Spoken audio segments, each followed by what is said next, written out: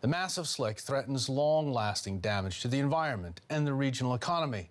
Coastal communities depend on shrimp and oyster fishing and on tourism, all of which could suffer for years to come.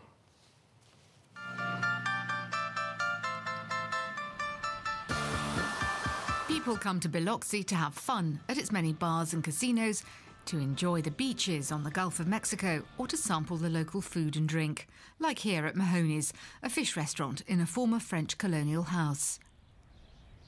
You know, we've always been the, how you want to say, the mecca of the tourism industry on the northern Gulf of Mexico since probably the 1900s. You know, we get snowbirds, people coming to play golf in the wintertime, and then, you know, in the spring and fall is really delightful here.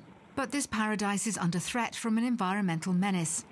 Since the Deepwater Horizon oil platform sank 3 weeks ago, an oil slick has moved to within several kilometres of Biloxi's beaches. Restaurant owner Bob Mahoney, whose family has run a business here since 1964, fears tourists will spend their vacation elsewhere. You know, and it might scare people away just to say, hey, I don't want to go there, too many problems down there, you know, something to that effect. The town has only just recovered from the effects of Hurricane Katrina 5 years ago. Now the mayor fears another disaster may be looming. The oil spill is it could be a catastrophe of epic proportions if we get that here. If it comes on our beaches and on our water out there, it would hurt our tourism business tremendously. Our industry for the city of Biloxi is tourism. There are some 3,700 oil and gas platforms in the Gulf of Mexico. Accidents have happened in the past, but Biloxi's beaches have been spared any major pollution. Local politicians are determined to keep it that way. And we're trying to keep it out of what we call the Sound right here, the Mississippi Sound. And we got it boomed off in different areas that we want to protect. So that's all we can do at this time. US authorities and BP have erected floating barriers around these uninhabited islands off the coast of Biloxi. With the winds as strong as they are, several rows are needed, but supplies are short. Washington has imposed a temporary fishing ban in parts of the Gulf. Dire consequences are feared. Attorneys in Biloxi are preparing to take action against BP.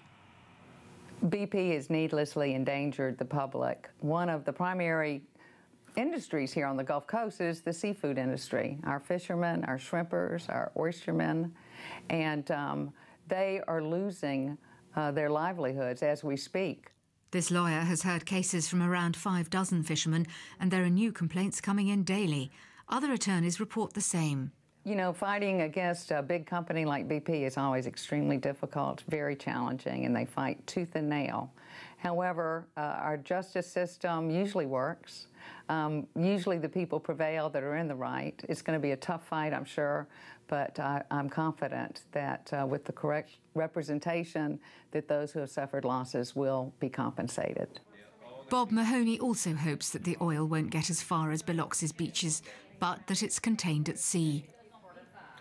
I don't know if I should be afraid of nothing, you know, no track record, you know what I mean? You look in the racing form, there's nothing there, you know what I mean? So should you be afraid of something that you don't know a damn thing about? I don't think so. Most people here are looking on the bright side and are determined to make the best of it.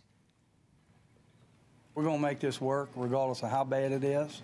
We're going to keep the coast going. We're going to keep it open. The water will be clean. People will clean the beaches.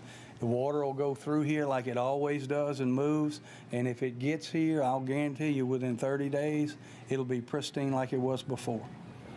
Despite the optimism, BP still hasn't managed to plug the gushing oil leak. And the oiled slick is moving steadily towards the shore.